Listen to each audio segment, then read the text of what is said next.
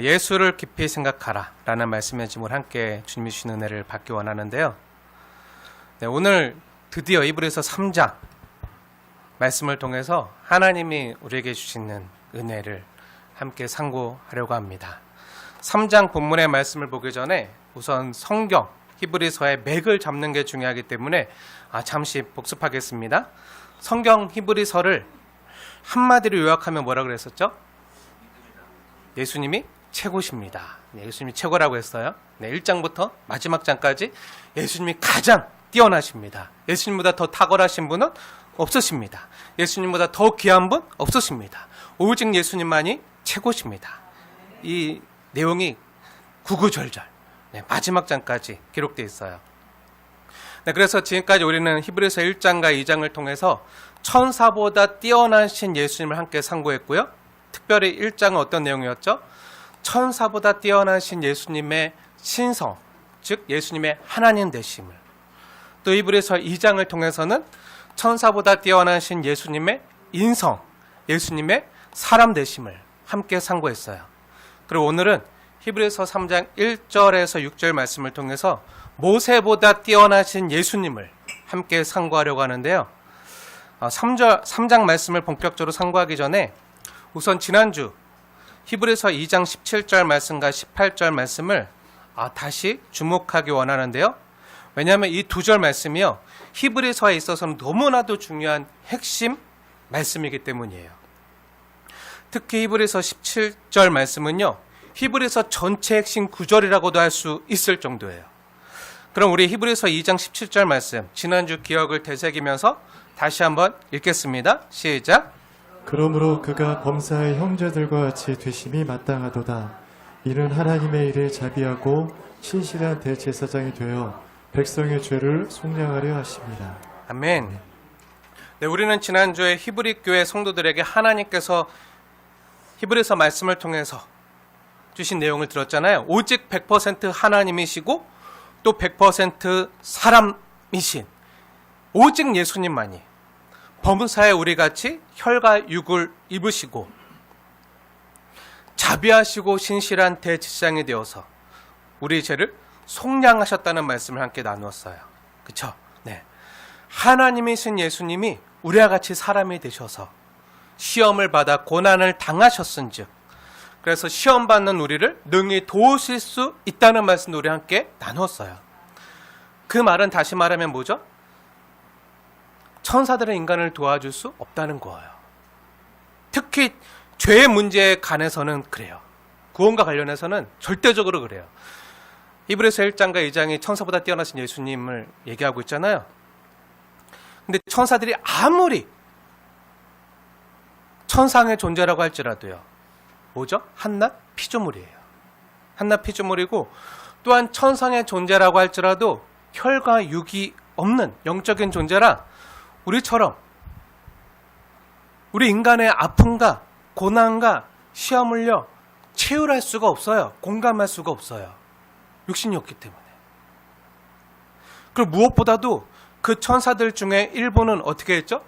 하나님께 반역하고 죄를 지어서 타락했잖아요. 그렇게 그들 역시 죄의 문제를요 해결할 수 없는 거예요. 그래서 죄인을 대속하기 위해서는 오직 죄가 없으시고 또 흠 없는 그 희생 제물이 필요한데, 인간의 죄의 문제를 해결하기 위해서는 오직 죄가 없으시고 100% 하나님이시고 또한 100% 인간이신 예수님만이, 우리처럼 혈과 육을 입으신 예수님만이 우리의 죄의 문제를 해결할 수 있으시다는 거예요. 그리고 히브리서 2장 17절 말씀 한번 자세히 보세요. 이 히브리서 2장 17절 중간에 보면 자비하고 신실한 대제사장 예수님 이란 말씀이 나오는데요. 이 말씀이 어떻게 보면 히브리서 전체의 핵심 말씀이라고 할 수 있어요. 뭐가 핵심 말씀이라고요? 네, 자비하고 신실하신 대제사장. 대제사장이 예수님이 백성의 죄를 속량했다는 게 핵심 말씀이라고요. 근데 하나님께서는 우리의 죄를 속량하신 대제사장 예수님을 어떻게 묘사하고 있죠? 네, 두 가지로 말씀하고 있는데요. 우선 첫째는 자비로운 대제사장, 두 번째는 신실한 대제사장의 모습이에요. 그래서 히브리서 9절 보면요, 이렇게 돼요. 우리가 지금 이전까지 나눴잖아요. 근데 히브리서 3장 1절부터 6절까지는 히브리서 2장 17절에서 말한 신실하신 대제사장을 말하고요. 모세가 신실했었던 것처럼 하나님이 세우신 예수님은 더 신실하셨다. 신실하신 대제사장에 대해서 3장 1절에서 6절까지 말하고 있고요. 그 다음 히브리서 4장 14절에서 16절은요. 자비로우신 대제사장을 이야기하고 있어요. 자비로우신 대제사장의 주제를 말하는 거예요. 그럼 그 중간 단락이 있겠죠. 그 중간 단락인 히브리서 3장 7절부터 4장 13절까지는 경고와 권면의 메시지를 주고 있는 걸 보게 돼요. 그런데 히브리서 3장 1절부터 6절 말씀을 자세히 보면요. 나의 죄를, 우리의 죄를 속량하신 신실하신 대제사장 예수님을요. 누구와 비교하고 있죠? 모세와 비교하고 있어요. 모세와. 그래서 히브리서 3장 1절부터 6절까지 내용을 한마디로 요약하면 이렇게 말할 수 있는데요. 신실하신 대제사장 예수님은 모세보다 훨씬 더 뛰어나시다. 이렇게 말할 수 있어요. 그럼 왜 히브리서는요? 예수님과 모세를 비교하고 있는 거죠? 우리는요, 당연히 인간 모세보다 하나님이신 예수님이 비교할 수 없을 정도로 뛰어나신 분임을 잘 알고 있잖아요. 다 알잖아요. 이견이 없잖아요. 근데 왜 성경은 굳이 이렇게 말하는 거죠? 이유가 있겠죠. 왜냐하면 예수님을 모세보다 하찮게 여기던 사람들이 당시 많았다는 거예요. 왜냐하면 이건 당시 히브리 교회 성도들이 처했던 배경과 상황을 알아야 되는데요. 오늘 본문에서 예수님을 모세와 비교하는 이유는요. 당시 히브리 교회 성도들이요. 그리스도를 따르고 있었거든요. 근데 예수님을 믿지 말고 기독교를 버리고 다시 유대교로 돌아오라는 그런 핍박과 압박을 받고 있던 상황이었어요. 유대인들의 말은 이래요. 예수님은 하나님의 저주를 받아서 나무에 달린 자마다 저주를 받은 자니 라는 말씀이 구약성경에 있잖아요. 그러니까 예수님은 나무자가 달렸으니까 하나님의 저주를 받아서 자기 죄 때문에 죽은 인간일 뿐이야. 이렇게 말했던 사람들이 있어요. 그 사람들이 누구죠? 유대인들, 이스라엘 사람들, 예루살렘에서 있었던 사람들, 예수 십자가 못 박았던 사람들, 그 율법학자 서기관, 바리새인, 대제사장, 다 그런 사람들, 다 유대인들이 예수님 한낱 하나님의 저주받아 실패한 인간일 뿐이라고 생각했어요. 그러니까 그 실패한 예수를 버리고 다시 유대교의 하나님으로 돌아오라는 그런 핍박을요, 당시 성도들이 예수님을 믿었던 사람들이 받고 있었어요. 그렇지 않으면 어떤 처지를 당했죠? 네, 우리가 지난번에 히브리서 말씀을 통해서 직접 확인했던 것처럼 예수를 믿으면요, 교회를 다니면요, 어떤 일이 있었죠? 감옥에도 가고, 집도 뺏기고, 직장도 잃고, 취직도 못하고, 먹고 살기 힘든 고난에 처하던 상황이었어요. 심지어 예수 믿는 것 때문에 순교를 당한 성도들도 있었어요. 이렇게 극한 상황이었다고요. 우리처럼 지금 편안한 상황이 아니에요. 예수 믿으면 잡혀가기도 하고 죽기도 하고 도려맞기도 하고 직장도 못 얻고 먹고 살기 힘든 상황이었어요. 그래서 당시 성도들이 이런 고난을 받고 있었던 거예요. 예수 믿으면 죽을 줄 알아. 실제로 그래서 순교당한 성도들이 많았어요. 어디 유대교를 버리고 기독교로 갈 수가 있어. 다시 유대교로 돌아와. 근데 끝까지 예수를 믿는 믿음을 저버리지 않고, 즉 배교하지 않고 믿음을 지키면요, 이 땅에서 계속 환난과 핍박을 당하던 상황이었어요. 그래서 지금 히브리 교회 성도들에게 편지를 써서 보내고 있는 사도는요, 성령의 영감을 받아서 모세와 예수님을 비교할 수밖에 없었던 거예요. 유대교인들이 믿고 있었던 게 뭐죠? 하나님이 모세에게 주었던 율법을 지키고 율법을 준행하고 그렇게 살고 있었잖아요. 어떻게 보면 모세를요, 거의 하나님 수준으로 추앙하던 그런 사람들이 유대인들이었어요. 물론 하나님께 쓰임받았던 모세도 신실했지만 하나님이 보내신 아들 예수님은 훨씬 더 신실하시다는 거예요. 신실한 대제사장 되신 예수님은 요게 모세와는 감히 비교할 수 없을 정도로 훨씬 더 신실하시고 뛰어나시고 탁월하시다는 내용을 3장에서 말하고 있는 거예요. 사랑하는 여러분, 여러분도 다 알다시피 유대교는요, 모세가 하나님께 율법을 받아서 기록한 그 토라에 기초하고 있잖아요. 근데 앞으로 우리가 계속 살펴보게 될 그 히브리서를 보면요, 히브리서 3장부터 10장까지, 그 11장은 무슨 장이죠? 믿음의 장이잖아요. 그 전까지 어떤 내용이 있는지 알아요? 다 모세 율법과 관련이 있어요.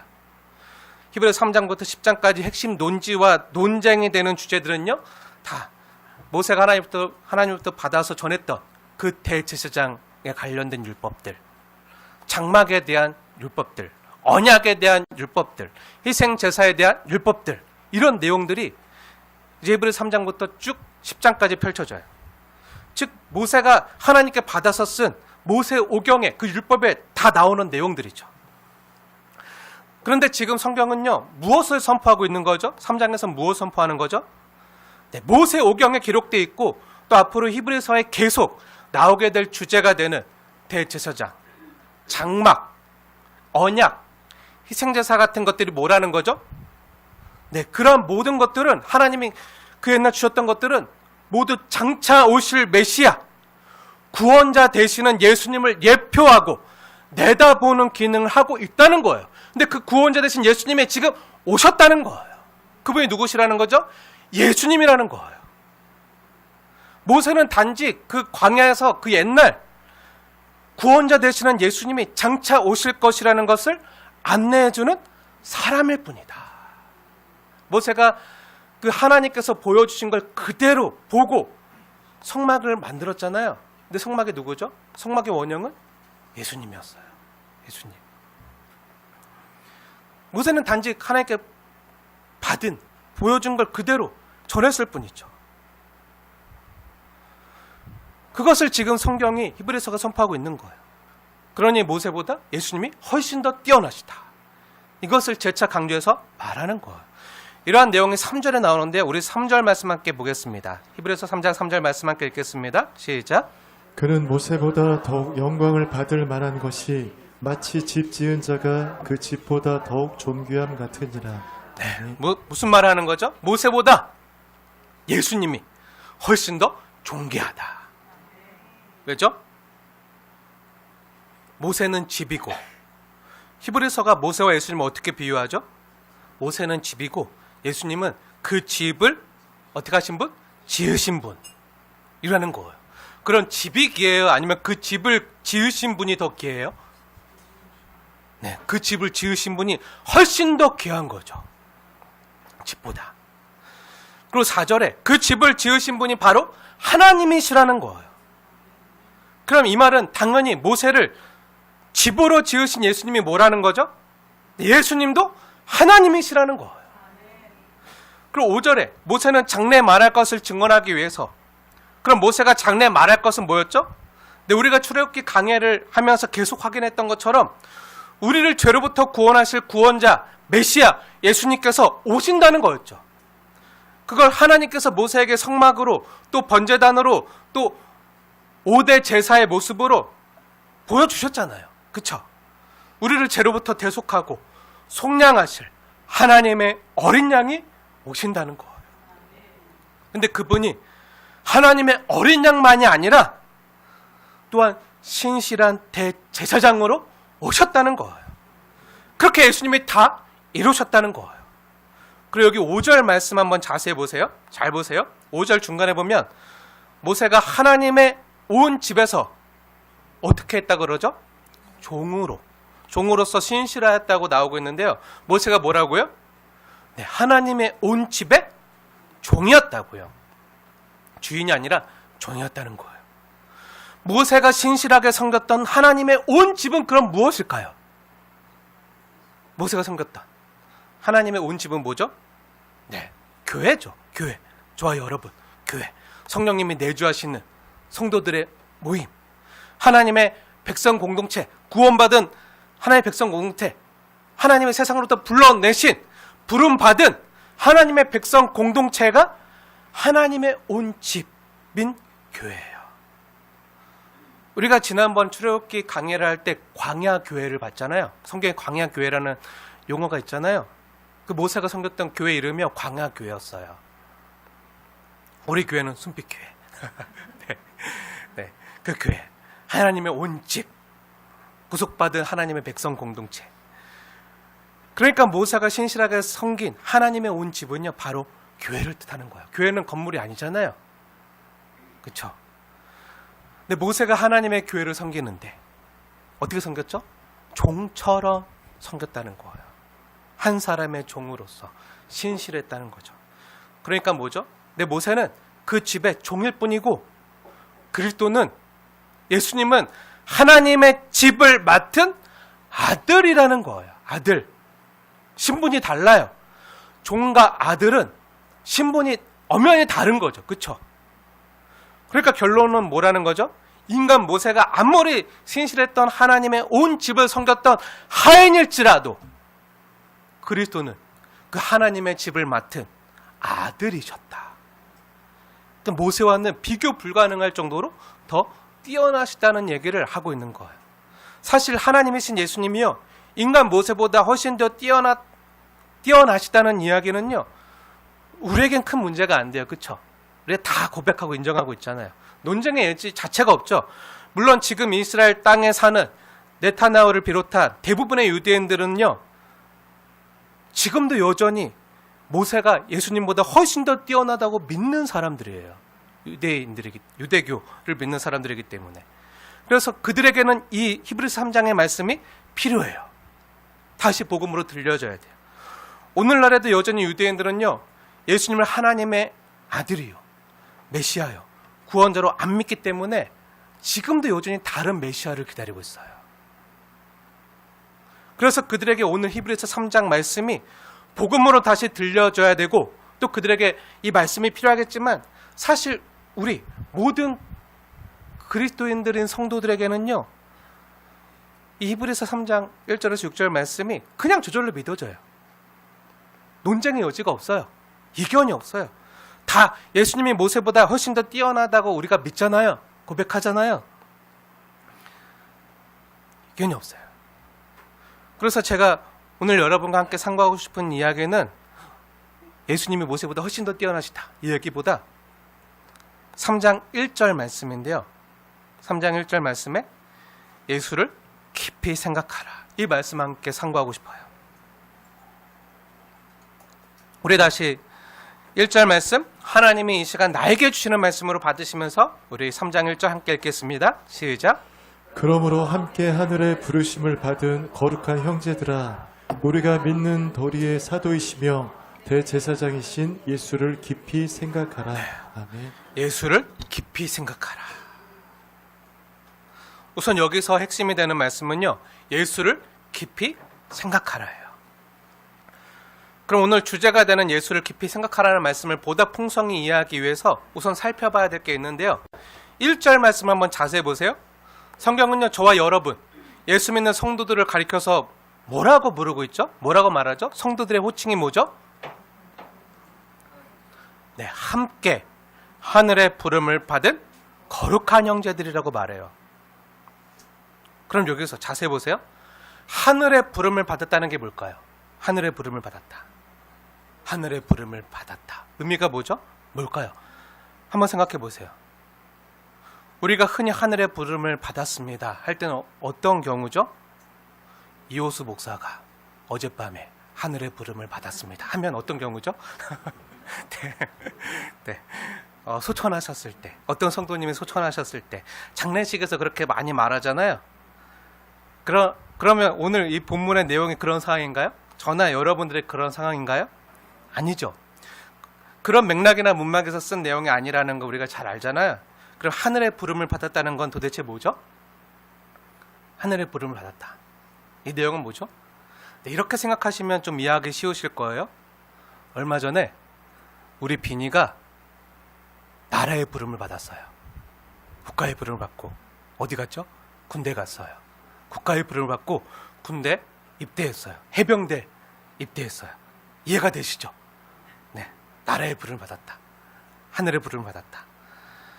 우리가 군대 갈 때 국가의 부름을 받았다는 말을 쓰잖아요. 그런 것처럼 세상에서 이제 하나님 나라의 군사로, 하나님 나라의 군대로 저와 여러분이 부름을 받았다는 거예요. 우리가 성도로 부름을 받았다고요. 거룩한 형제들로 부름을 받았다고요. 이처럼 하나님께서 세상에, 우리가 여전히 세상에 발을 디디고 살지만 이 세상 나라 백성이 아니라 하나님 나라의 백성으로 우리를 불러주셨다는 걸 뜻하는 거예요. 그래서 우리는 세상과 다르게 산다는 거예요. 세상 임금이 원하는 대로 사는 게 아니라, 세상 임금 마귀가 원하는 대로 사는 게 아니라 우리를 통치하시고 다스리는 분은 하나님이시다. 하나님은 거룩하시다. 그래서 거룩하게 산다는 거예요. 거룩한 하나님의 백성으로. 그럼 그렇게 부름받은 성도들에게 주님이 원하시는 건 뭐죠? 네, 우리가 믿는 도리의 사도이시며 대제사장이신 예수를 깊이 생각하라는 거예요. 그럼 부름받은 우리에게 어떤 예수를 깊이 생각하라고 지금 하나님 말씀하시는 거죠? 네, 믿는 도리의 사도이신 예수를 깊이 생각하라.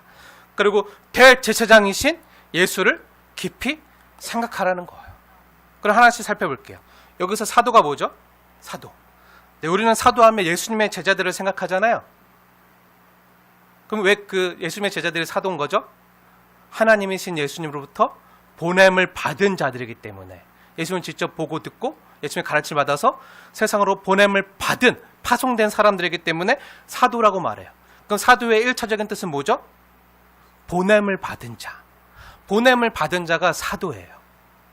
사도. 사도의 1차적인 뜻이 뭐라고요? 보냄을 받은 자.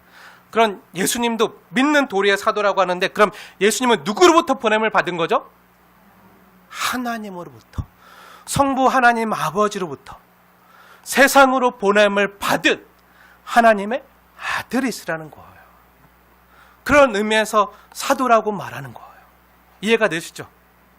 네, 그리고 신실한 대제사장이신 예수님은 우리가 지난주에 함께 상고한 것처럼 백성의 죄를 속량하신 예수님, 우리처럼 시험을 받아 고난을 당하셔서, 그래서 고난 받는 자들을 능히 도우실 수 있는 대제사장 되신 예수님을 가리키는 거예요.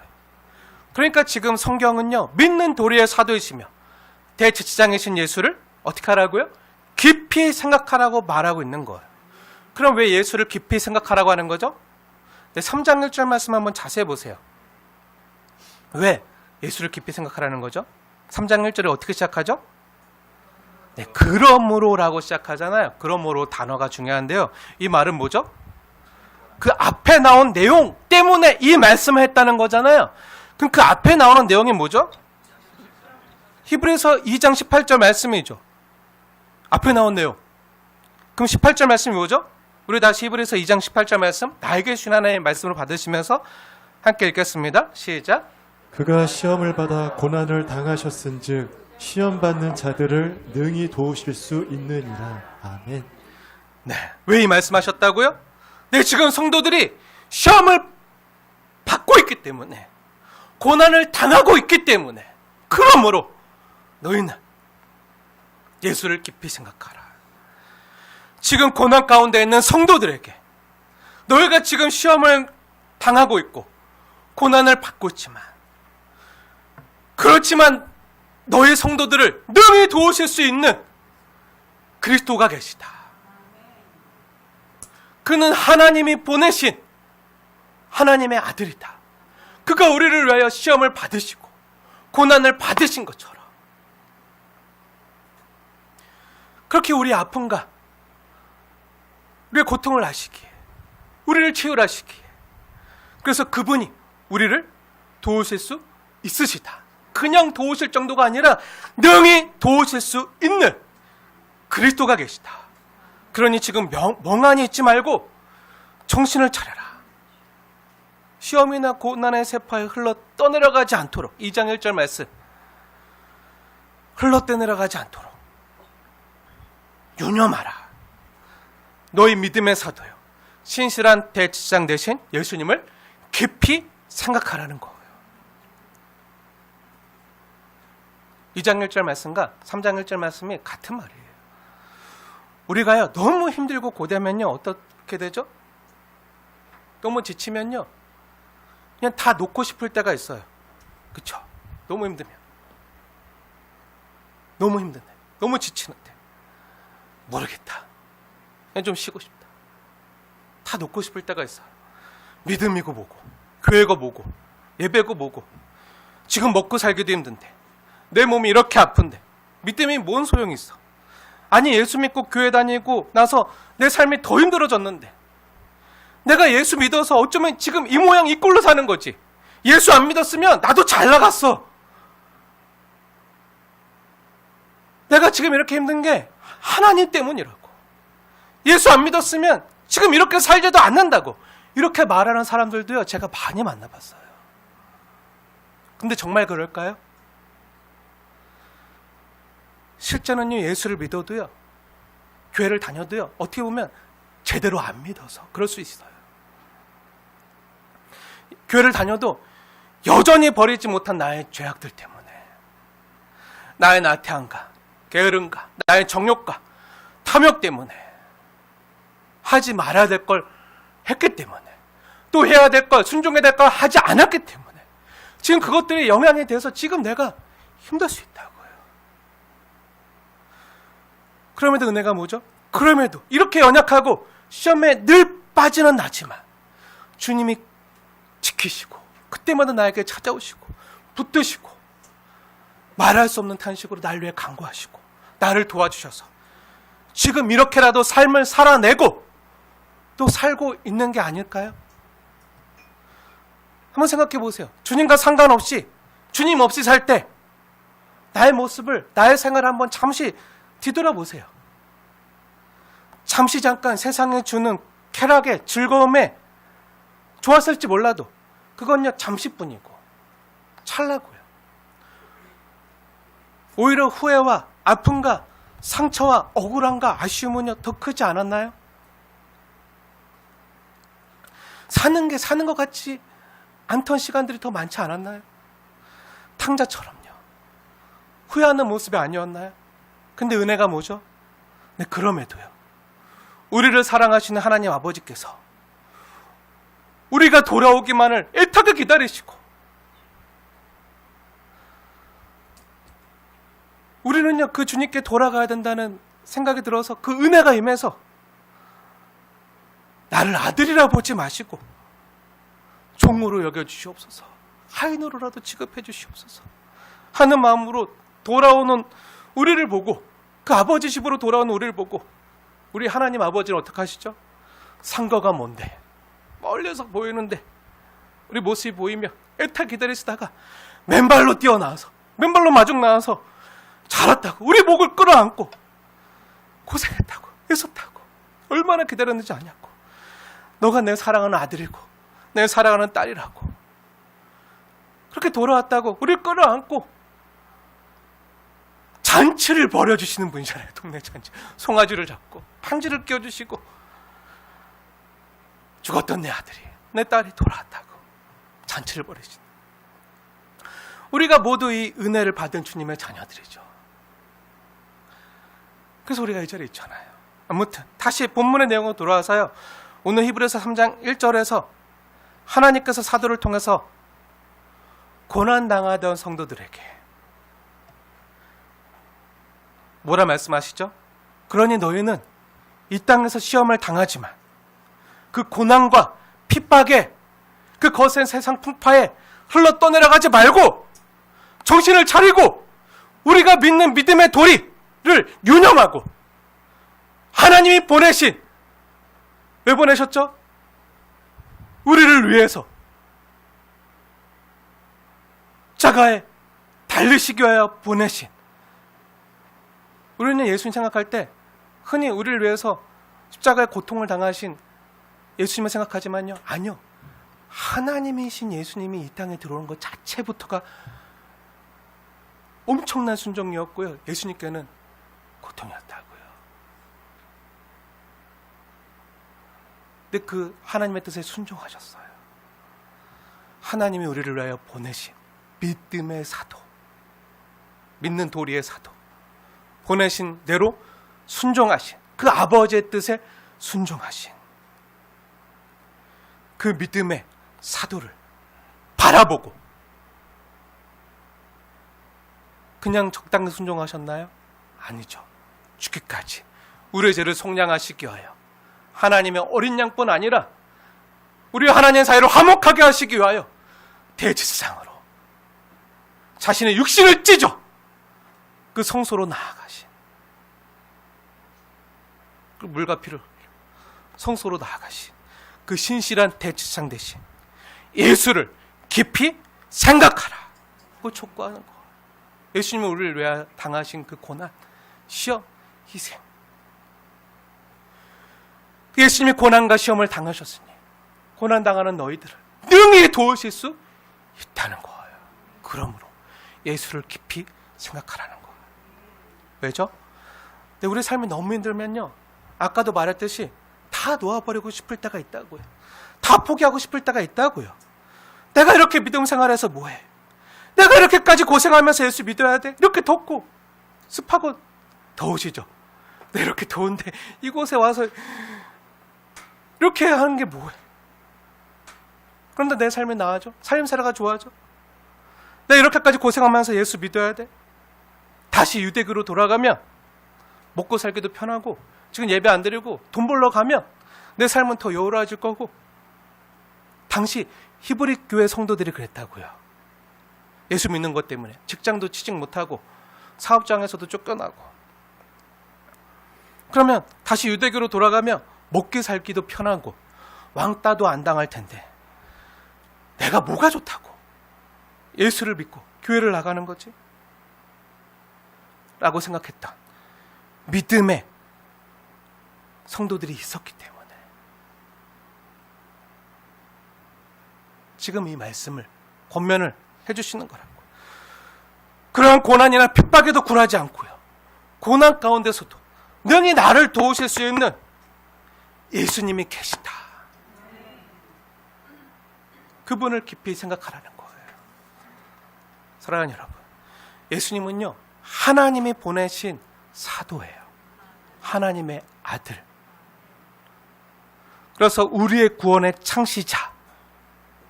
창시자가 뭐라 그랬죠? 대장이라는 얘기였잖아요. 그 믿음의 사도. 또한 우리가 연약할 수 없는 그것을 하게끔 하시는. 그래서 우리가 못하는 거. 우리가 스스로 죄의 문제를 해결할 수 없잖아요. 죄를 끊어낼 수 없잖아요. 그래서 우리를 도우사, 우리를 모든 죄에서 속량하시고 우리를 구원하시, 그 신실하시고 사랑에 많으신 대제사장 예수님을 믿으라는 거예요. 그렇게 우리를 하나님의 자녀가 되게 하셨고요, 우리를 세상의 모든 두려움으로부터, 그 죽음의 두려움으로부터 구원한 예수를 깊이 생각하라는 거예요. 그럼 여기서 깊이 생각하라는 말이 무슨 의미일까요? 1년 365일 24시간 낮이고 밤이고 잠도 자지 말고 쉬지 않고 예수님만 생각하라는 의미일까요? 여기서 깊이 생각하라는 의미가 뭐죠? 어떻게 생각해야 깊이 생각하는 거죠? 예를 들면 이런 거예요. 이야기 하나 들려드릴게요. 제가 지난주에 노예 수련회가 있어서 저기 전라도 군산 바로 위에 있는 충남 서천이란 곳이 있어요. 충남 서천.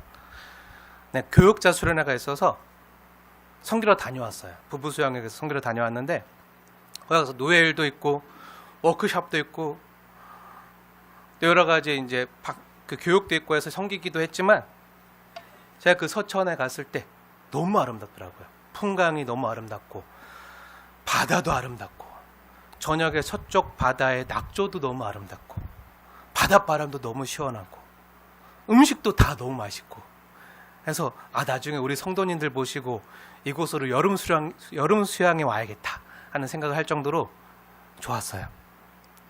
이제 둘째 날에도 오전 교육과 일정을 마치고 이제 시찰 목사님들과 사모님들을 모시고 저 고군산 군도 가보셨나요? 너무 아름답죠. 가보신 분 알 거예요. 고군산 군도에 오후에 다녀왔는데 그 바다와 섬들이 너무 아름다웠어요. 그런데 저는요 어디를 가도 아쉽고요, 무엇을 먹어도 입맛이 없고요. 뭘 봐도 허전했어요. 왜죠? 혼자 왔으니까. 부부 수양인데 부부가 안 오고 혼자 왔으니까.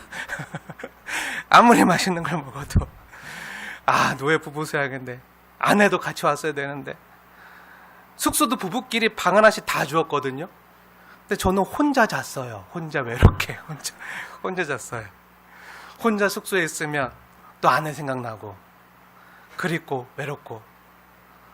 어떤 증경 노회장님이 왜 그래? 라고. 제 육신을 요구하실지 몰라도 제 정신은 지금 딴 데 가 있어요.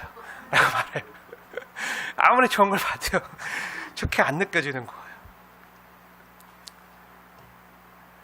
무엇을 봐도 아내랑 같이 왔어야 되는데 하고 아내 생각만 했어요. 그게 뭐죠? 깊이 생각하는 거예요. 네. 물론 틈틈이 운전도 해야 되고요. 뇌 목사님들 사모님도 섬겨야 되고요. 워크숍도 하고요. 예배도 드리고요. 이런 일을 하거든요. 그때는요, 아내 생각 안 해요. 네, 그때는 안 해요. 제가 항상 1년 365, 24시간 아내 생각만 할 걸 생각하는데 아니에요. 시도 때도 없이 아내 생각만 하고 살진 않아요. 만약에 제가 집에서 아내 오는 시간만 바라보면서 6시 땡 하면 집에 들어와야 되는데 안 오네? 하고 아내만 기다리고 있다 생각해 보세요. 언제 와요? 몇 시에 와요? 딱 6시 오자마자 배고파요. 오늘 저녁 못 먹어요. 이렇게 얘기한다고 생각해 보세요. 그럼 얼마나 진영사모가 집에 들어오기 싫겠어요. 그쵸? 그렇죠. 이렇게 바라만 보고 있습니다. 그래서요, 저는 어떻게 할까요? 저도 나름대로 저에게 주어진 시간은요, 최선을 다해서 충실하게 살려고 애쓰고 있어요. 말씀 연구도 하고, 기도도 하고. 제가 할 일을 최선을 다해서 찾아서 하고 있는 거죠. 그런데요, 제가 아무 일도 안 하고 아내만 24시간 생각하는 것보다 제가 목회자로서 해야 될 일을 충실히 하는 것이요, 어떻게 보면 더 아내를 깊이 생각하는 일이에요. 그렇죠? 그럴 거라 믿어요.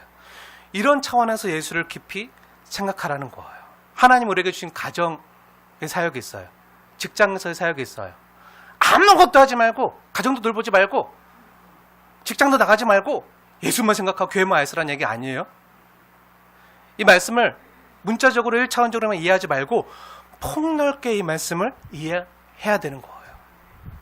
우리 사랑하는 성도님들 중에도 아내 되신 분들은 직장에 안 나오고 가정에 계신 분들이 있잖아요. 가정에 계신 분들. 근데 그 아내분들께 물어볼게요. 24시간 쉬지 않고 시도 때도 없이 남편만 생각하면서 지내시나요? 고개를 절레절레 흔드시는데 그러진 않잖아요. 그런데 무슨 생각하죠? 문득문득 이 무더위에 지금 나가서 고생하는 남편 얼마나 힘들까, 얼마나 땀 흘릴까.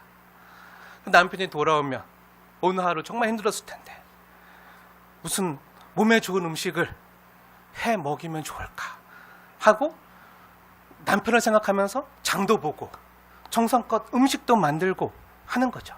그게 뭐죠? 남편을 깊이 생각하는 거예요. 그쵸?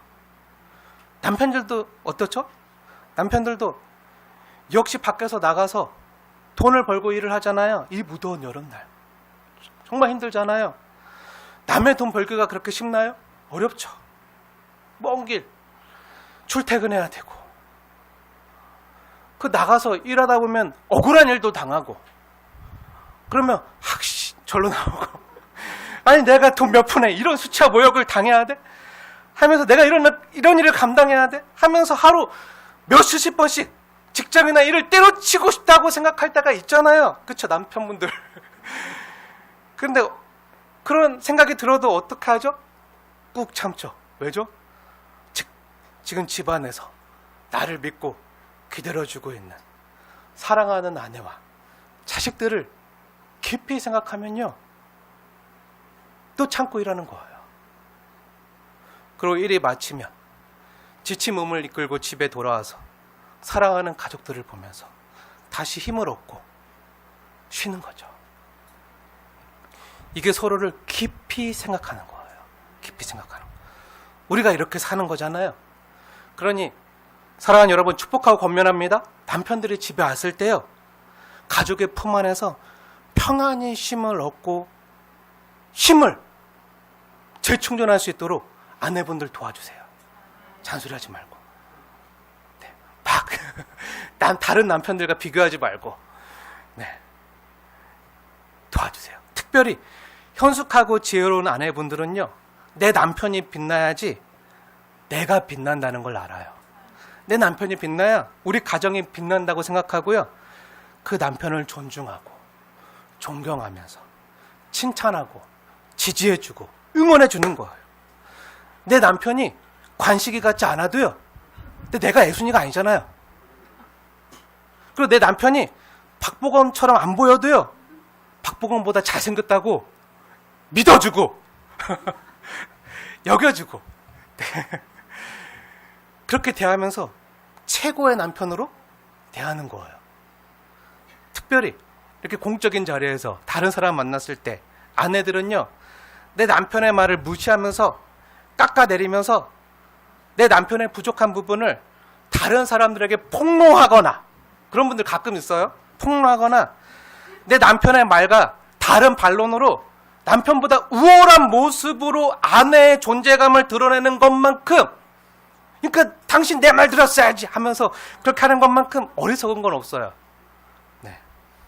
때론 남편의 말이 내 생각과 좀 다르고 조금 부족해 보여도요, 남편의 말을 존중하면서 가정의 머리로 두신, 그 결정권자로 두신, 하나님이 이렇게 두신 그 남편의 말을 존중하면서 그 남편의 말을 지지하면서 부족한 부분을 보충하는 발언으로 남편의 말이 더 가치 있게 여겨질 수 있도록 해주는 게 지혜로운 요인이에요. 다른 사람들과 함께 만나서 얘기할 때. 그때 남자들은요, 그 아내의 말에 가장 힘을 받아요. 가장 힘을 받아요. 그리고 그 힘 받아서 어떻게 하죠? 또 나가서 열심히 일하는 거예요. 열심히 아내를 깊이 생각하면서 나를 지지해주는 내 아내를 위해 몸이 부서지더라도 목숨을 다해 사랑할 수 있게 되는 거예요. 반대로 남편은요, 남편들 잘 들으세요. 아내 사랑의 길을 어떻게 해야 되죠? 그리스도께서 교회를 사랑하신 것 같이, 예수님께서 그 교회를 위해서 자기 자신의 목숨을 주신 것 같이 목숨 걸고 사랑해야 돼요. 목숨을 다해 아끼고 아내분들을 사랑하셔야 돼요. 때로 아내들이 잘 몰라도요, 무시하지 마시고요. 아내들이 때론 실수해도요, 좀 감싸주고요, 사랑해주세요. 아, 내가 했어야 되는데 미안해, 당신한테 맡겨서 그렇게 말하지도 마시고 그냥 묵묵히 몸으로 아내 사랑하기를 보여주세요. 예수님이 하셨던 것처럼. 그러니까 남편들아, 아내 사랑하기를, 그리스도께서 교회를 사랑하시고 그 교회를 위하여 자신을 주신같이 하라. 남편들은 기억하시고 실천하시기를 축복합니다. 그게 서로를 깊이 생각하는 거예요. 사랑하는 여러분, 다시 본문으로 돌아와서요, 1절 예수를 깊이 생각하라는 말씀은 이런 의미예요. 하루 종일 밥도 안 먹고 늘 예수만, 직장도 가지 말고 가정도 돌보지 말고 교회만 와서 예수만 생각하라는 의미가 아니라, 이렇게 포괄적으로 우리가 무엇을 하든지 먹든지 마시든지 무엇을 하든지 예수를 생각하라는 거예요. 예수님께서 마태복음 6장에서 공중에 나는 새를 보라, 저 들에 핀 백합화를 보라 라고 하셨을 때 그냥 쳐다만 보란 말이 아니잖아요. 보라고 하면 보기만 하는 사람들이 있어요. 아무 생각 없이 보기만 해. 네, 그런 사람들이 있어요. 아, 제 얘기하는 것 같아서 찔리는데 네, 그런 사람들 가끔 있어요. 네. 보기만, 쳐다만 보란 말이 아니잖아요. 그 말은 뭐죠? 생각하라는 말이잖아요. 뭐 생각하라는 거죠? 저 하늘을 나는 새나, 오늘 피었다 지는 들풀도 먹이시고 입히시는 하나님이시라며, 너희를 사랑하시는 천부 하나님 아버지께서 자녀된 너희들을 더 돌보시지 않겠느냐, 더 귀하게 여기시지 않겠느냐, 더 아끼지 않겠느냐, 이걸 믿고 생각하라는 거예요. 특별히 오늘 본문에서처럼 우리가 고난 가운데 있을 때, 또 시험을 당할 때 예수를 깊이 생각하라는 거예요. 우리를 부르신 하나님께서는요, 실수함이 없으시다는 거예요. 그냥 부르지 않았다는 거예요. 지금 우리는 1절 말씀처럼 함께 하늘의 부르심을 받아서 예수 안에 거룩한 형제가 되었어요. 어떻게 보면요, 하나님 나라의 백성이요, 군사로 부름받은 거죠. 그런데요, 군대 가면 뭐 하죠? 군대 가면 뭐 하죠? 하나님이 우리를 부르셨다고 했잖아요. 함께 하늘로 부르신. 이 말은 다르게 말하면 하나님 나라의 군사들로 부름받은. 그럼 군대 가면 뭐예요? 지금 우리 빈이도 해병대 신병교육대에서 열심히 훈련 중일 텐데, 군대 가면요, 군인들은요, 훈련이라는 걸 받아요. 모두 훈련 받아요. 처음 군대 가면 복무신조를 복창하면서, 남자분들은 아실 거예요. 복무신조 하면서 쫙 나오잖아요. 복무신조를 복창하면서 군인의 도리를 다하고, 또 군인답게 여러 가지 훈련을 받아요. 제식 훈련뿐 아니라 각계전투며 전술훈련이며 화생방 훈련이며 유격훈련이며 온갖 훈련을 받아요. 왜 받는 거죠? 내 국가의 부름을 받았기 때문에. 국민의 생명과 재산을 지키기 위해서, 나라를 지키기 위해서 힘들어도, 하기 싫어도 훈련을 받는 거예요. 자기가 원해서 자기 마음대로 원하는 대로 훈련받는 사람 있나요? 군인들 있나요? 없어요. 하기 싫은 거 억지로 하는 거예요. 대장님이 말씀하시면 순종하는 거예요. 그렇게 군인답게 되어져 가는 거예요. 하기 싫은데도 억지로 해요. 이 더운 무더운 여름날 훈련 받는데, 특히 유격 훈련 받는데 어떻게 하는지 알아요? 훈련은 전투다. 각계 전투 하다가 막 쓰러질 것 같잖아요. 그럼 소금 먹으래요. 소금 먹고 또 뛰는 거예요. 소금 먹고. 쉬고 싶다고 못 쉬어요. 내 마음대로 못 하고요. 왜죠? 나라와 국민을 위해, 다른 사람을 위해, 국가를 위해 봉사하는 일을 하는 거예요. 그전에는 나밖에 몰랐어요. 나 편한 것밖에 몰랐는데, 민간인일 때는 나 편한 것밖에 몰랐는데, 군인이 되고 훈련을 받으면서 조금씩 바뀌는 거예요. 그러면서 나보다 국가나 다른 사람을 생각하는 거죠. 그래서 군대를 다녀와야 뭐가 된다고 하죠? 사람이 된다. 인간이. 그런 말도 있잖아요. 근데 제대하면 똑같아져요. 군대에서는. 네. 아무튼 근데 처음에 군대 가면요, 다 어리버리하고요, 군인답지가 않아요. 근데 4주 군사훈련을 빡세게 받으면, 6주 군사훈련을 충실히 받으면 어떻게 되죠? 눈에 총기가 나고요, 빠릿빠릿해지고요, 저같이 느린 사람도요, 거기서는 빨라져요. 엄청 빨라져요. 그 슬슬 군인다운 티가 나요. 그죠? 나라의 부름을 받아서 군인다운 모습으로 구비되기 위해서 군가도 하나도 몰랐는데 외우고 부르고 복무신조도 암송하고 하면서 군인으로서 갖춰야 될 마음과 자세에 대해서 늘 깊이 생각하기 때문이에요.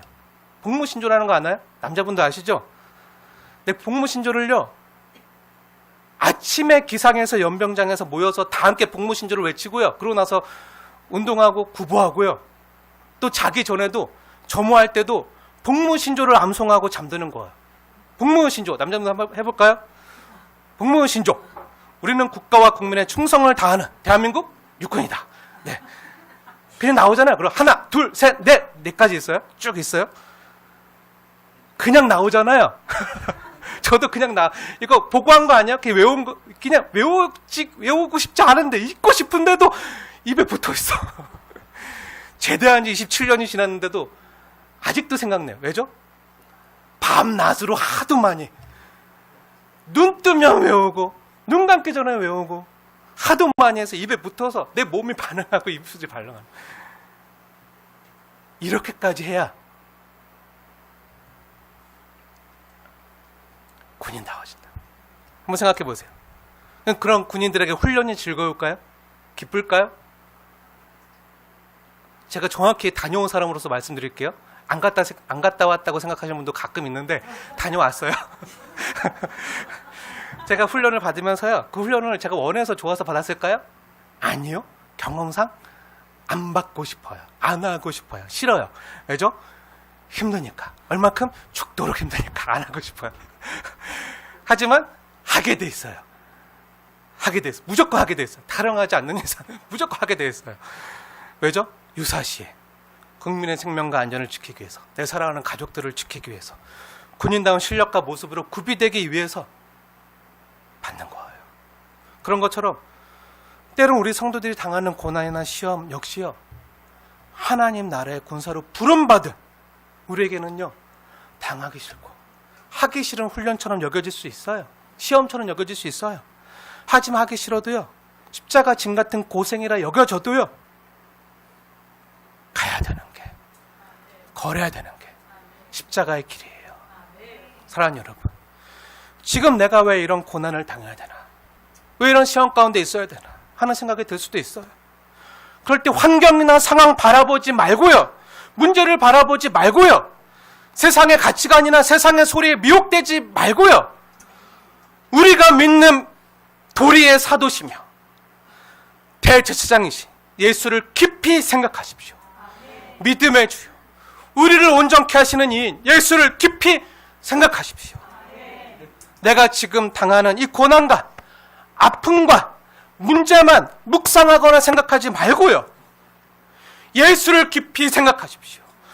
1절 말씀을 자세히 보세요. 주님은요, 내 고난을 묵상하라고 하지 않으셨어요. 내 아픔을 묵상하라고 하지 않으셨어요. 내 문제만 묵상하라고 하지 않으셨어요.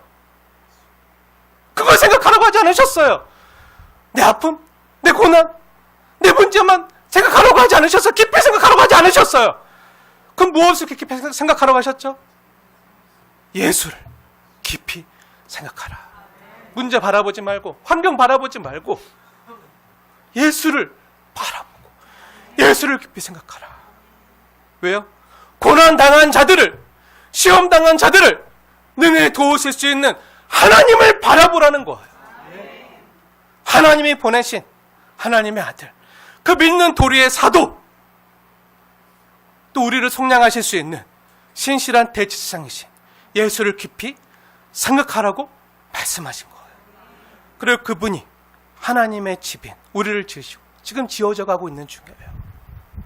성령이 내주하시는, 그리스도 영이 내주하시는 신령한 전으로 지어져 가고 있는 우리를 지으신 하나님이시, 하나님의 예수님이시고, 또 6절 말씀 보세요. 6절에 그리스도는 하나님의 집을 맡은 누구라고요?